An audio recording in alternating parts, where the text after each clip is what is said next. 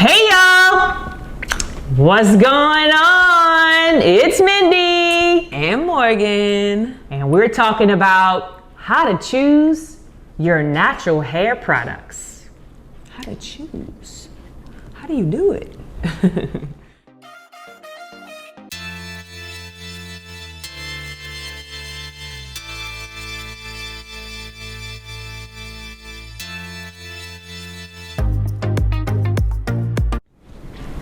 So y'all, we're here today and we are so excited about this global shift. You know, many women and many men now are actually embracing their natural hair, their natural texture, which this is unprecedented. It's amazing how so many people are starting to just really let their natural hair just be. And so we're so excited to bring to you a little knowledge on how to choose your great natural hair products. Yes, this is good for curls, waves, and kinks, and coils, and all of our beautiful textures out there. Waves and cowlicks and yes. So we're gonna dive in. And what do you think? What would be one of your most biggest tips about choosing your natural hair product? One of my biggest tips that I could say would be to, number one, be mindful. And I think this is probably something that you can get from all our videos. It's like being mindful of what we're doing, you know, self-love.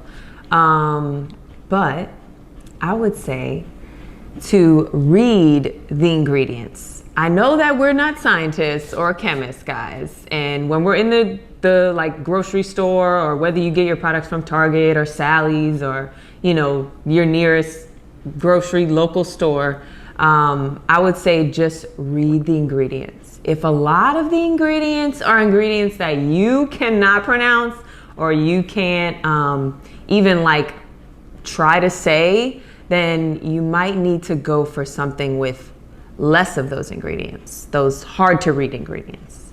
That's understandable. Yeah, I would say just read the back of you guys' product and, you know, take that time out, like, you know, research a little bit. Yeah, that's my first big tip. Read the ingredients. Read the ingredients. And my biggest tip, boom, would be to understand what those ingredients are. So like Morgan said, if you cannot pronounce them, that's something maybe you want. And then also if there's like 50 different things in your ingredients for a shampoo, really? A shampoo. Yeah. So the biggest thing to me is to understand what silicones are and what sulfates are and try to stay away from them. Stay away, guys. And so silicones are like wax. You know how when you wax your car and then you drizzle water on the car, how the water just beads off, it doesn't go into the whatever that material is, it beads off. That means it does not absorb. Well, silicones are the exact same thing as like wax, like if you're waxing a car on your hair shaft.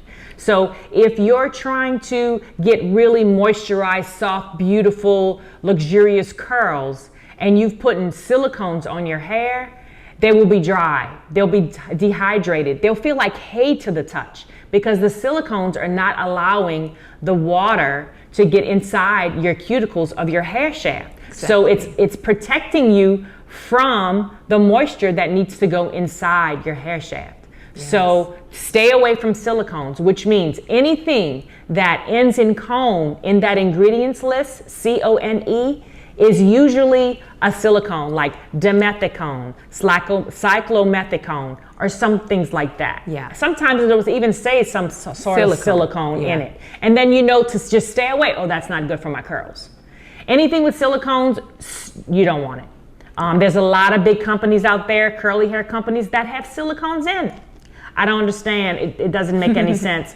But yeah, so you definitely want to stay away from that. And then the second thing is sulfates. Now some sulfates, you know, all sulfates is just a hard cleansing.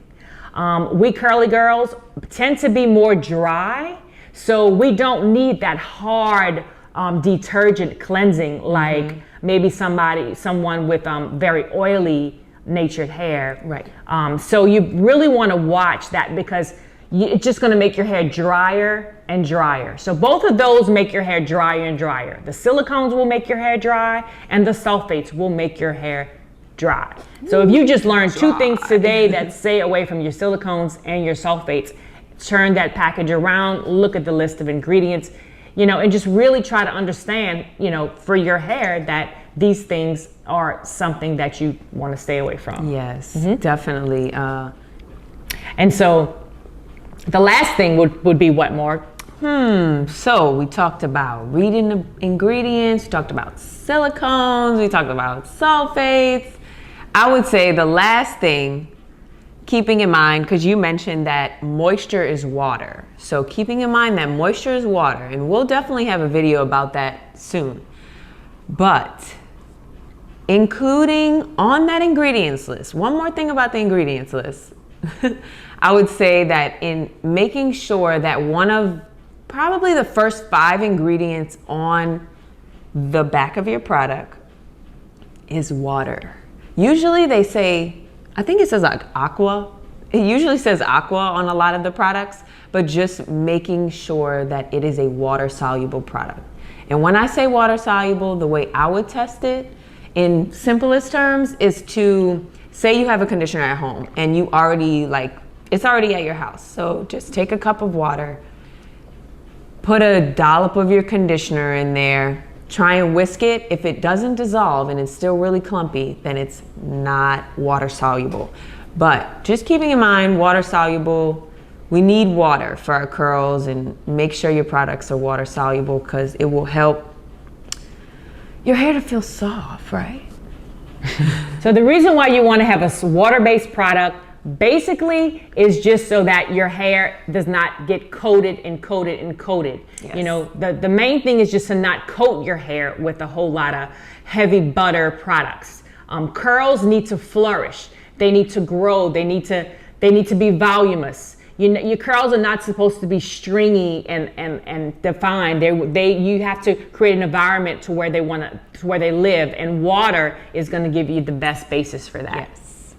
And y'all, I will say, it's like when choosing your product, just, take your time and know that it is a trial and error kind of situation. So one day, you might use a product that's extremely too heavy, and then one day you might use a product that's extremely too light. So, be patient with yourself in the whole journey of finding your product, finding what's best for you. If you live in Florida or you live in Alaska, it just depends. It depends on your environment and what you want in your results. So, if you want your hair to last 7 days, then you might need a heavier product. If you want, your hair to be voluminous on the first day and you're fine with refreshing every day, or you love your frizz or whatever it is, find your balance. Find your balance. Right. And so with that, y'all, we got to get out of here. But we're usehaircare.com. Yes. You can purchase the most perfect natural hair products at usehaircare.com. Yes. Our product. Our product.